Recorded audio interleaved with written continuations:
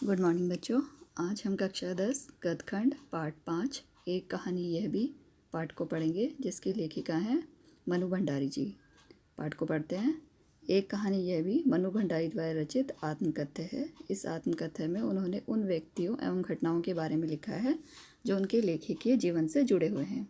वे अपने विषय में लिखती हैं। जन्मी तो मध्य प्रदेश के भानपुरा जिला मंदसौर गाँव में थी, लेकिन मेरी यादों का क्रम प्रारंभ होता है अजमेर के ब्रह्मपुरी मोहल्ले के एक 2 मंजिला मकान से, जिसकी ऊपरी मंजिल में मेरे पिताजी का साम्राज्य था। पिताजी कमरे में फैली बिखरी पुस्तकों, पत्रिकाओं और अखबारों के बीच या तो कुछ पढ़ते रहते थे या फिर डिक्टेशन देते रहते थे। लेखिका ने अपनी माँ के लिए बेबाक लिखा है, हमारी बेपढ़ी लिखी व्यक्तित्व विहीन माँ सवेरे से शाम तक हम सबकी इच्छाओं और पिताजी की आज्ञाओं का पालन करने के लिए सदैव तत्पर रहती थी। अजमेर से पहले पिताजी इंदौर में थे, जहाँ उनकी बड़ी प्रतिष्ठा थी, सम्मान था, नाम था। कांग्रेस के साथ साथ वे समाज सुधार के कामों में भी जुड़े हुए थे। ये उनकी खुशहाली के दिन थे और उन दिनों उनकी दरियादिली के चर्चे भी कम नहीं थे। एक और वे बेहद कोमल और संवेदनशील व्यक्ति थे, तो दूसरी ओर बेहद क्रोधी और अहमवादी। एक बहुत बड़े आर्थिक झटके के कारण वे इंदौर से अजमेर आ गए थे, जहाँ उन्होंने अपने अकेले के बलबूते और हौसले से अंग्रेजी हिंदी शब्दकोश के अधूरे काम को आगे बढ़ाना शुरू किया, जो अपनी तरह का पहला और अकेला शब्दकोश था। इससे उन्हें यश और प्रतिष्ठा तो बहुत दी, पर अर्थ नहीं। पिताजी के व्यक्तित्व की खूबियाँ लेखिका के व्यक्तित्व के ताने बाने में भी बुनी थी। लेखिका आगे अपनी रूप रचना पर प्रकाश डालती हैं और कहती हैं, मैं काली हूँ, बचपन में दुबली और मरियल थी। गोरा रंग पिताजी की कमजोरी थी। बचपन में मुझसे 2 साल बड़ी, खूब गोरी, स्वस्थ और हंसमुख बहन सुशीला से वे हर बात में मेरी तुलना किया करते थे। उसकी प्रशंसा से मेरे भीतर एक हीन भावना की ग्रंथि उपजी, जिससे आज तक मैं उबर नहीं पाई। पिता जितने शक्की स्वभाव के थे, उनके ठीक विपरीत थी हमारी बेपढ़ी लिखी माँ। धरती से कुछ ज़्यादा ही सहन शक्ति थी उनमें। पिताजी की हर जाति को सहती और बच्चों की हर उचित अनुचित फरमाइश और जिद को अपना फर्ज समझकर बड़े सहज भाव से स्वीकार करती थीं। 5 भाई बहनों में मैं सबसे छोटी थी। सबसे बड़ी बहन की शादी के समय मैं 7 साल की थी। अपने से 2 साल बड़ी बहन सुशीला के साथ मैंने बचपन के खेले जाने वाले सभी खेल खेले थे। उस जमाने में घर की दीवारें घर तक समाप्त नहीं होती थीं, बल्कि पूरा मोहल्ला एक घर होता था। बल्कि मोहल्ले के कुछ घर तो परिवार का एक हिस्सा होते थे। मेरी कम से कम 1 दर्जन आरंभिक कहानियों के पात्र इसी मोहल्ले के हैं, जहाँ मैंने अपनी किशोरावस्था गुजार अपनी युवावस्था का आरंभ किया था। उस समय तक हमारे परिवार में लड़की के विवाह के लिए अनिवार्य योग्यता थी, उम्र में 16 वर्ष और शिक्षा में मैट्रिक पास। सन 1944 ईस्वी में सुशीला ने यह योग्यता प्राप्त की और शादी करके कलकत्ता चली गई। दोनों बड़े भाई भी आगे पढ़ाई के लिए बाहर चले गए। इन लोगों की छत्र छाया से हटते ही पहली बार मुझे नए सिरे से अपने वजूद का एहसास हुआ। पिताजी का ध्यान पहली बार मुझ पर केंद्रित हुआ।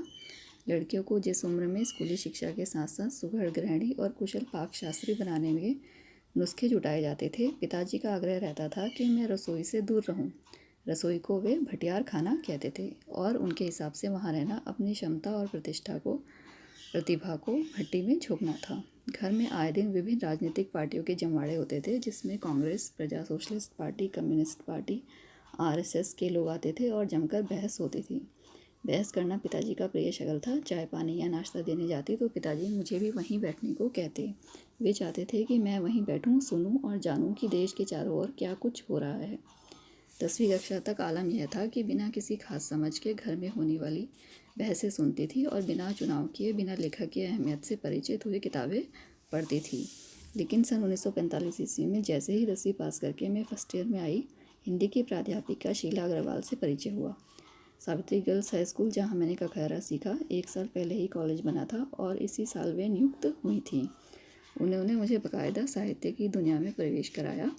इस समय मैंने प्रेमचंद, ज्ञानेंद्र, अज्ञे, यशपाल, भगवती चरण वर्मा को पढ़ा। शीला अग्रवाल ने साहित्य की ही दुनिया नहीं दिखाई, बल्कि घर की चारदीवारी के बीच बैठकर देश की स्थितियों को जानने समझने का जो सिलसिला पिताजी ने शुरू किया था, उन्होंने वहाँ से खींचकर उसे भी स्थितियों के सक्रिय भागीदारी में बदल दिया। सन 1946-47 ईस्वी में मैं भी सड़कों पर आज़ादी मांगने वाले लोगों के साथ निकल पड़ी। इस बात पर पिताजी से विरोध बना रहा। उनके क्रोध का शिकार भी होना पड़ा। जब राजेंद्र से विवाह हुआ तब तक ऐसा चलता रहा। यश कामना, बल्कि कहूँ कि यश लिप्सा पिताजी की सबसे बड़ी दुर्बलता थी और उनके जीवन की धुरी था। यह सिद्धांत कि व्यक्ति को कुछ विशिष्ट बनकर जीना चाहिए, कुछ ऐसे काम करने चाहिए कि समाज में उसका नाम हो, सम्मान हो, प्रतिष्ठा हो, वर्चस्व हो। इसके चलते मैं 1-2 बार उनके कोप से बच गई थी। एक बार कॉलेज के प्रिंसिपल का पत्र आया कि पिताजी आकर मिले और बताया कि मेरी गतिविधियों के कारण मेरे खिलाफ अनुशासनात्मक कार्रवाई क्यों नहीं की जाए। पत्र पढ़कर पिताजी आग बबूला उठे। जैसे तैसे प्रिंसिपल से मिलने पहुँचे, पर लौटकर मुझे शाबाशी दी। वे इस बात से प्रसन्न थे कि कॉलेज की लड़कियां मेरे इशारे पे कुछ भी करने को तैयार हैं। इस प्रकार अजमेर के मुख्य बाजार के चौराहे पर मेरे एक भाषण देने की खबर पिताजी को लगी। पिताजी आग बबूला उठे, पर पिताजी ने एक अंतरंग मित्र ने उन्हें बताया कि और मेरे भाषण की तारीफ की कि पिताजी का गुस्सा शांत हो गया और उनका सीना गर्व से चौड़ा हो गया। सन 1947 ईस्वी के महीने में शीला अग्रवाल को कॉलेज वालों ने लड़कियों को भड़काने और कॉलेज का अनुशासन बिगाड़ने के आरोप में नोटिस थमा दिया। इस बात का लेकर हुड़दंग ना मचे, इसलिए जुलाई के 3rd ईयर की क्लासेस बंद करके हम 2-3 छात्राओं का प्रवेश निषिद्ध कर दिया गया। हुड़दंग तो बाहर रहकर भी इतना मचाया कि कॉलेज वालों को अगस्त के आखिरी 3rd ईयर खोलना पड़ा। जीत की खुशी पर सामने खड़ी बहुत बहुत बड़ी चिर प्रतीक्षित खुशी के सामने यह खुशी बिला गई। शताब्दी की सबसे बड़ी उपलब्धि 15 अगस्त 1947 ईस्वी। इस प्रकार लेखिका मनु भंडारी ने अनेक खट्टे मीठे अनुभवों से भरा अपना आत्मकथ्य प्रस्तुत किया है। बच्चों, आप इस पाठ को ध्यान से सुनेंगे और समझेंगे।